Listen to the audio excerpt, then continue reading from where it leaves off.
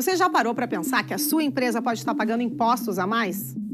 O nosso sistema tributário é bem complexo e é comum as empresas pagarem mais do que o devido.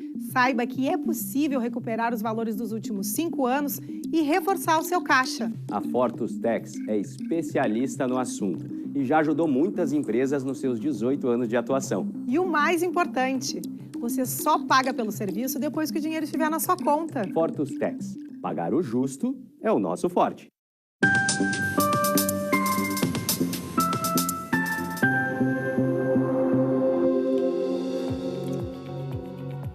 Olá, sejam todos bem-vindos. Está no ar o programa Papo Certo de hoje. Aqui de segunda a sexta-feira, às 20 horas e 30 minutos, nós falamos sobre as diversas áreas do direito, empreendedorismo e saúde. E hoje, no Papo de Família, vamos falar sobre abandono afetivo de idosos. E estamos aqui com a doutora Luciane Faraco, que vai falar sobre esse tema, que é especialista nessa área. Seja muito bem-vinda. Obrigada Amanda, obrigada João, é um prazer estar aqui e falar de um tema que me é tão grato, que é sobre o abandono afetivo inverso. Obrigada a todos. E você de casa já sabe, esse tema é muito interessante, então venha participar enviando a tua pergunta ou comentário através do nosso WhatsApp que aparece aí na tela. Em meio minutinho nós voltamos.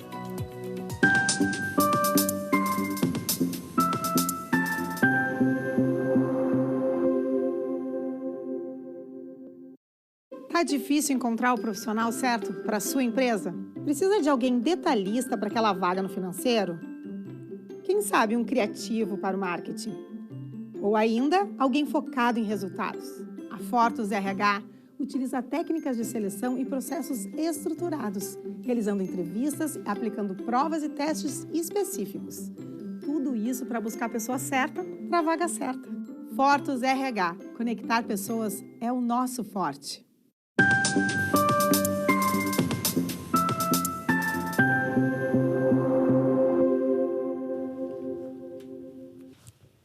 Voltamos e eu também quero te lembrar que o Papo Certo está sendo transmitido simultaneamente pelo YouTube e pelo Facebook. E através dessas duas plataformas, além de assistir, tu também já pode compartilhar. E vamos para a nossa primeira pergunta do programa de hoje. E a doutora Luciane já falou no início, né? Que eu fiquei curioso. O que seria o abandono afetivo inverso, doutora Luciane? Olá, bom, eu vou começar explicando para vocês a questão do abandono afetivo, né? Primeiro, até já fazendo uma ressalva e uma pequena crítica ao tema. A gente fala em abandono, né? Deixar para trás, e afetivo, quando se usa esse termo, se quer dizer a falta de uma assistência imaterial, de um cuidado. Inicialmente, no direito, começou a se debater esse tema e essa tese olhando para os filhos, olhando para as crianças. Então, se falava muito no abandono afetivo do menor, no abandono afetivo do filho. E quando esse olhar virou para o idoso, é que ele passou a ter essa nomenclatura, né, que a gente usa bastante, que é o abandono afetivo inverso. Então, é aquele que olha não para a criança, não para o filho, não para o menor, mas para o idoso, né? Para o pai, para a mãe, para o avô, enfim, para o idoso. Por isso que é inverso, porque geralmente quando é criança, adolescente, é o abandono do pai, da mãe e da criança. Exatamente. E inverso porque agora são os filhos que estão fazendo esse abandono afetivo. Exatamente, é isso aí. Eu quero te pedir, doutora, para nos citar exemplos de como a gente pode reconhecer essa situação. Bom, essa situação até a mim, né, ela despertou atenção, e a partir do momento que tu começa a ver pessoas, primeiro que as pessoas começaram a viver mais, né, a longevidade aumentou, então a gente começa a ver várias situações na sociedade presente de idosos que acabam sozinhos, que acabam sem assistência, doentes, realmente assim precisando às vezes de assistência material, às vezes não, mas que estão sozinhos, e às vezes grande parte tiveram muitos filhos, às vezes não tem muitos parentes, então isso começou a ser muito presente, né? Tanto que todo o olhar da sociedade e do direito passou a contemplar o idoso de um tempo para cá, né? Então essa situação começou a se reconhecer porque antes a gente não tinha tanto a presença disso, né? E por muito tempo até a nossa tradição foi muito olhar para a criança, para o menor. E como é que a gente começa a identificar isso? Tu vê pessoas... hoje a gente tem delegacia do idoso, né? Mas tu vê aquelas pessoas assim, até um vizinho reconhece. Eu tenho uma vizinha idosa, eu vejo, eu tenho que ajudar, ela está sozinha. Não tem quem vá fazer um supermercado, está doente, tive que chamar uma ambulância. Isso começa a surgir na sociedade. E eu comecei a perceber isso no judiciário, quando muitos desses idosos também perdem a capacidade cognitiva, né? Por alguma doença. Então, a mim surgiu através de esses idosos indo em situação de interdição e judiciária. O juiz ele nomeia uma pessoa, então, para administrar, para ser o curador, para gerir a vida da pessoa, né? E eu fiz esse trabalho durante muito tempo, e aí que eu comecei a reconhecer e a vivenciar essa situação. É um desafio, eu imagino que foi um desafio bem grande, né? Porque entrava como curador numa família que, às vezes, se o juiz nomeou um curador, porque havia um conflito ali, né?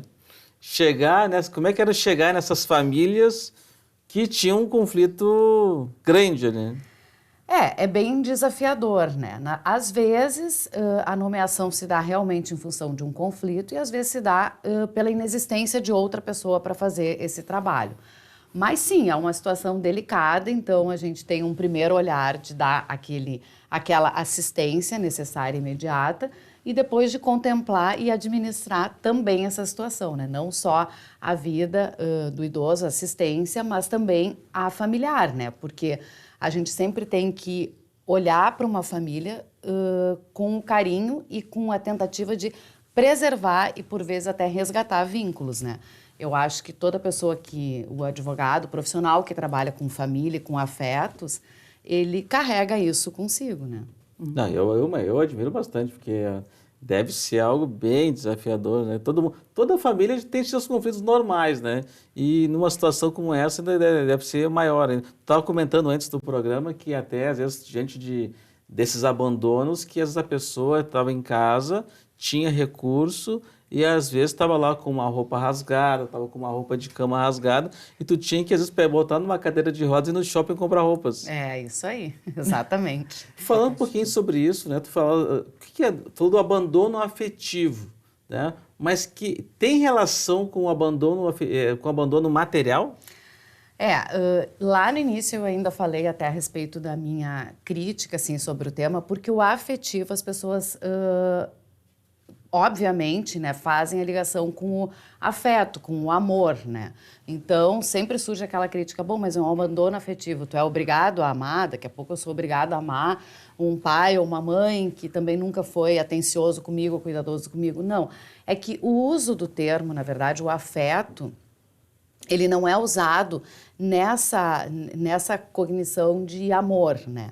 Mas sim, eu diria assim, a ligação maior é com relação ao cuidado, à assistência, né? Então, por que eu dei esse tipo de situação para ti como exemplo? Porque, como eu disse assim, por vezes o idoso tem recursos, né? Mas ele não tem capacidade, ele não está com capacidade física ou cognitiva de gerenciar, de administrar a vida dele. Então, a gente fala assim, às vezes a pessoa não precisa amar, mas ela tem que cuidar. Isso faz parte do nosso sentimento e da nossa adesão enquanto sociedade ao princípio da solidariedade. Eu falo assim, tu é solidário, não apenas, ou não é uma premissa para ser solidário tu amar uma pessoa, né? Mas a solidariedade, ela é uma outra manifestação e sentimento do ser humano em sociedade. Nas tuas observações até então, um idoso com boa renda, ele é menos vítima do abandono afetivo? O idoso por vezes, assim, é difícil te dizer, né? Mas ele pode ser vítima também. Mas ele pode ser vítima também, né? O idoso com menos renda, por vezes até já ouvi também a situação de que nunca cuidou, nunca administrou, nunca pensou no seu futuro, né? Se a pessoa está numa situação de necessidade por um descuido, mas não necessariamente, né? A gente vê, é como a gente fala, assim, às vezes o financeiro, ele não é a pedra principal da família, né? O que dá a maior divergência, né? Às vezes a gente vê muitas famílias com pouca renda e também com muito litígio, e com muita situação, e ao contrário também. E como vamos supor assim, como é que se explicaria, né, esse abandono afetivo, né? Quais são exemplos que a gente podia dar assim, desse abandono, né? Como eu te estava comentando contigo antes do programa, um exemplo, eu sempre dou esse exemplo, assim, ó, de tu chegar, às vezes, ser nomeada curadora e chegar e encontrar um idoso numa situação boa financeiramente, né, uma pessoa que tem uma boa renda, que tem recursos, que poderia estar numa situação assistencial muito melhor, desde alimentação melhor, desde roupa de cama, de banho, de cuidados, né? Mas a família está com um litígio por quem vai, quem cuida, quem é que está controlando o dinheiro, quem não está. E, de fato, aquela pessoa que teria recursos para estar muito melhor, para estar muito bem assistida, não está. E o que não se vê nesse cenário que é o pano de fundo? Exatamente cuidados como convivência familiar, dignidade, uma velhice digna, né? Um cuidado médico, uma regularidade. Chega no idoso porque tá mal cuidado. Tá sem banho tomado. Exatamente. Tá com bar para fazer, o cabelo não tá cortado. Exatamente, questões de higiene, questões de saúde, né? Assim, de cuidado preventivo, de assistência mesmo. Essa pessoa pode ter um geriatra que vai em casa, não precisa tirar de casa, ela tem recursos para isso. Mas estão usando os recursos dela para ela? Eu fico pensando assim, eu às vezes tenho que tomar um remédio e às vezes me esqueço de tomar um remédio. Que estou bem, né, minha saúde, né? Agora imagina uma pessoa que já está com uma idade avançada, está debilitada e às vezes não é um remédio, são vários remédios para tomar durante o dia em vários horários. É muito fácil esquecer. Então, ter uma pessoa para cuidar é fundamental, né? Exatamente. E às vezes a gente vê até uma situação assim, tu organiza toda essa assistência, todo esse suporte, né? Mas aquele idoso não é visitado, aquele idoso não participa do convívio familiar. Onde está a família dele, né? Então tem uma pessoa lá que está administrando, mas onde está a família dele? Como é que está? O olhar para o idoso, ele é mais delicado porque as pessoas têm uma resistência em lidar com o fim. Né? Então, a gente fala muito assim, ó, a criança, como é que ela vai se formar, né? Quando existe o abandono afetivo, por exemplo, do pai, né? Paga alimentos, paga tudo, mas não convive, não participa, não visita. Isso é muito sofrido, mas a gente enxerga assim, ó, e tem uma vida toda pela frente. O idoso não tem uma vida toda pela frente, né? Então, a assistência ela tem que ser mais imediata. E ela, com certeza, as pessoas têm uma resistência em olhar para o fim, né? É mais triste, né? E falar sobre isso, né? Tipo, falar de coisas, tipo, como é que vamos planejar, como vamos se organizar, né? Vou te dar mais conforto. Isso é uma coisa difícil, até um tabu. Não sei se é delicado e, ao mesmo tempo, um tabu, né? Até quando se fala em sucessões, se fala muito sobre essa questão de tabu, né? Exatamente. A gente fala muito de, como eu estava comentando contigo, de planejamento sucessório, planejamento patrimonial, mas as pessoas têm uma resistência e nós, como profissionais, a gente tem que trabalhar também isso, né? Para mostrar para as pessoas que ultrapassar essa barreira da resistência é melhor. Até porque quando eu falo no abandono afetivo do inverso, do idoso, a gente também tem que olhar para nós, né? Como é que a gente está se programando? O que a gente pensa em tudo em questão previdenciária, assistencial, né? A gente tem no direito, a gente tem vários instrumentos que podem ser usados para isso, né? Vou dar um exemplo para vocês bem interessante, que é, por exemplo, eu posso manifestar a minha vontade com relação a quem eu quero que, numa hipótese da minha incapacidade, seja nomeado meu curador. Importante. Né? Isso é um planejamento.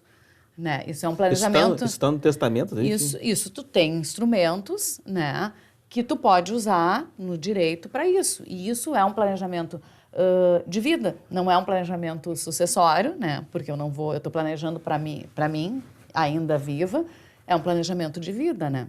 E nós temos instrumento para isso. Então, a partir do momento em que a gente olhar, e por isso que eu trago tanto essa situação também do abandono afetivo do idoso, pode ser que a gente, olhando para isso, a gente passe a se preocupar com isso e use desses instrumentos, né? Tu falaste sobre os direitos, então, que são violados, mas dentro da justiça, o que é possível buscar nessa situação? Bom, essa situação e a tese do abandono afetivo, ainda voltando então ao inicial, à questão do menor, ela se construiu um reconhecimento de uma situação de abandono afetivo e no que resultaria isso? Num dever indenizatório, né? Então a ação era buscando uma indenização por abandono afetivo do pai e mostrando os danos que isso causou na criança ou no filho, mesmo em fase adulta, né? Mas ele mostra que ele foi abandonado e que isso resultou em danos. Então, sempre que a gente vai buscar esse reconhecimento, a gente visa uma indenização, né? Porque é uma questão, não é uma monetarização, mas é uma indenização, é uma reparação daquela situação, né? Acontece que, obviamente, isso a gente esbarra nessa questão do afeto, mas porque sempre se faz essa analogia, mas seria obrigado a amar, seria obrigado a cuidar, isso tem dever indenizatório. Então, diretamente, essas ações, elas não encontram muito respaldo nos nossos tribunais. Onde é que a gente vê, em que tipo de ações a gente vê muito se falar e se suscitar o abandono afetivo, seja ele do menor, seja ele o inverso? Nas ações de alimentos, por exemplo, né? Então, a gente vê muito aquela questão, por exemplo, o idoso, e daí naquele caso de ele não ter uma situação financeira suficiente para a mantença dele, e daí ele busca alimentos do filho, né? E daí o filho refere isso até como defesa e para importar, para ter alguma relação na quantificação de que quanto ele seria obrigado aos alimentos. Não foi um pai presente, né? Não foi um pai que me deu assistência, eu não reconheço como pai, eu não desenvolvi um afeto, uma ligação. Então, a gente vê muito como matéria de defesa em ações como essa, né? E como é que o juiz interpreta isso? Em ações de alimentos. O direito de família, em especial, ele é bem pontual, ele é fático, né? Tudo a gente tem, tudo eu acho quando as pessoas dizem, isso é absoluto. No direito de família, ele é mais ainda de estar pegado ao fato. Ele vai ter que ter uma sensibilidade, né? Vai ter que analisar uma prova, vai ter que ver se é uma situação de efetivamente de haver esse reconhecimento e essa ligação, né? E claro que isso vai na questão dele valorativa, né, dos alimentos, ele pode considerar essa situação também. Mas ele considera, vamos supor, se o pai foi ausente, ou a mãe foi ausente, não, me abandonou na infância, não vejo ele há mais de 20 anos, isso impacta no quantitativo de quanto vai ser a pensão de alimentos ali? Não tanto no quantitativo, mas até no reconhecimento da obrigação, né? Tá. Porque no reconhecimento, assim, se aquela pessoa teve um vínculo, não teve um vínculo, né? Se reconhecem como pai, como filho, né? Mas nessa questão até de se é aquele filho, né? Porque pode ter mais de um filho, né? Nessa questão.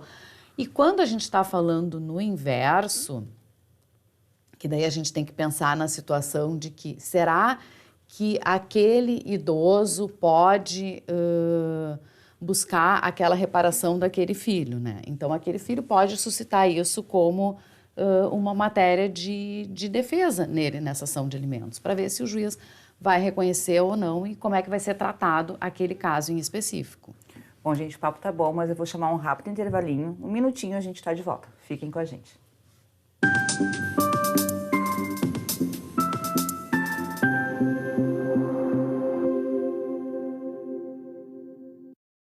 Em tempos de juros altos, margens reduzidas e incertezas, rever estratégias é fundamental para manter o seu negócio competitivo.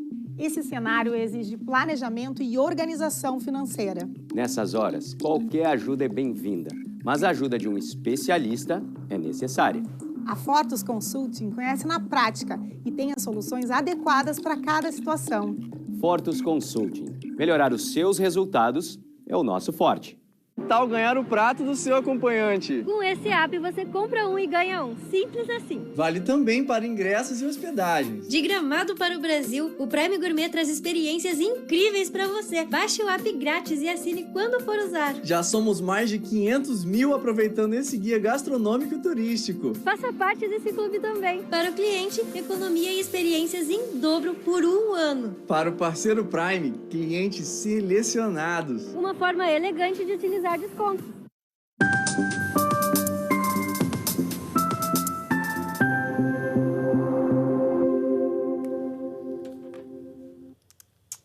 Viram como foi bem rapidinho?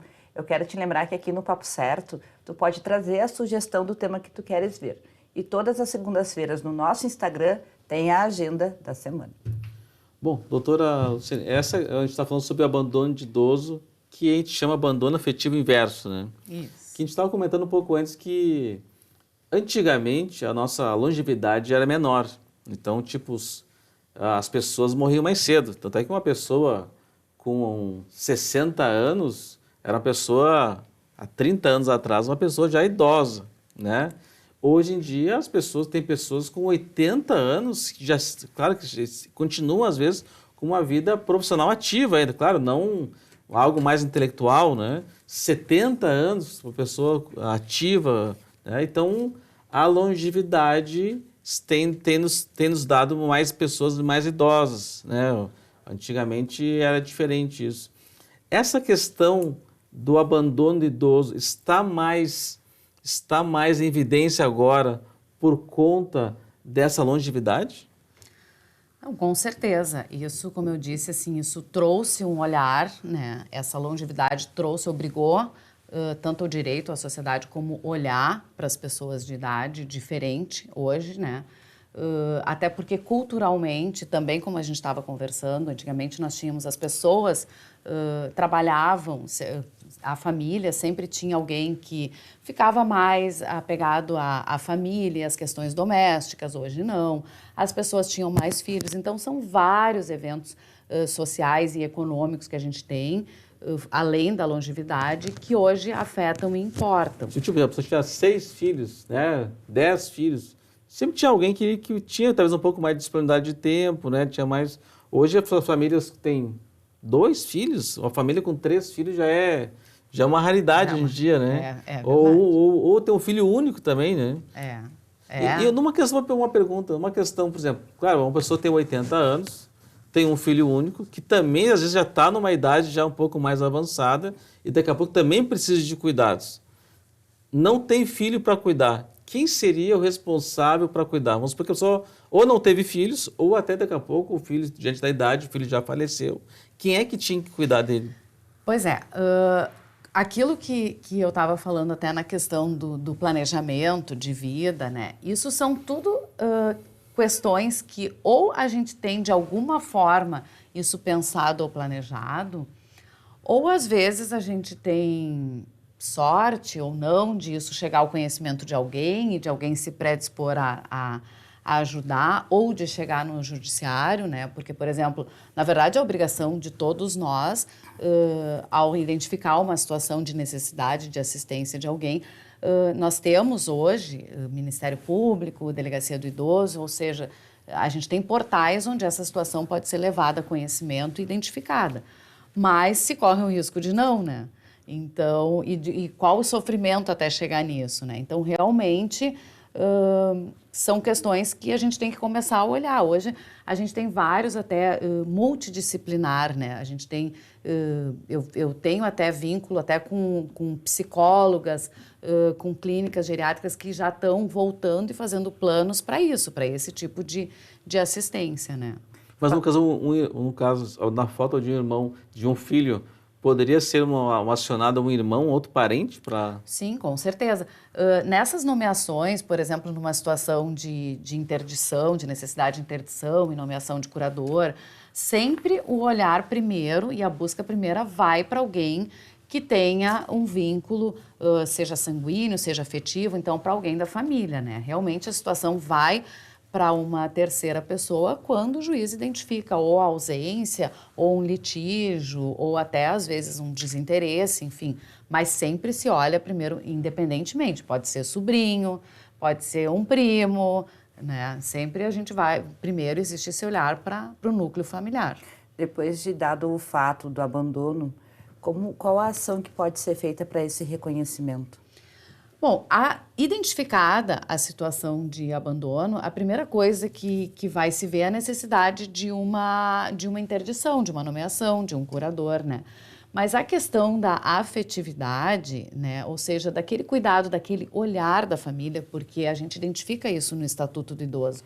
Ele tem direito à convivência familiar, a uma velhice digna. Então, assim, ó, essa situação de ver que aquele idoso, que a família não quer, não convive, não quer participar, né? Não quer realmente, assim. Ele tem uma vida, então, assistencial financeira organizada, mas não existe aquela participação da família ou não.